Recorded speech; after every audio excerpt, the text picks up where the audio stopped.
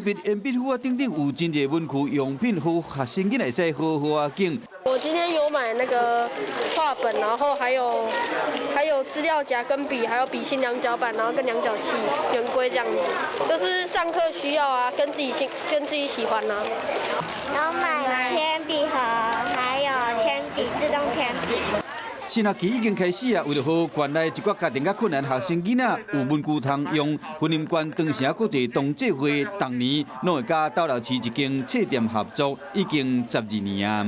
我们主要就是希望说照顾这些弱势的家庭的小朋友，让他们在学习过程里面可以不用有后顾之忧。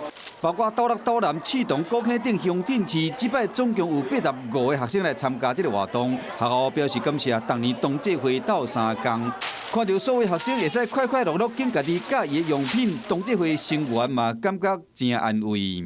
有事没事赶紧转开华视，还没有订阅华视的 YouTube 频道吗？赶紧按赞、订阅、开启小铃铛，我们华视 YouTube 见。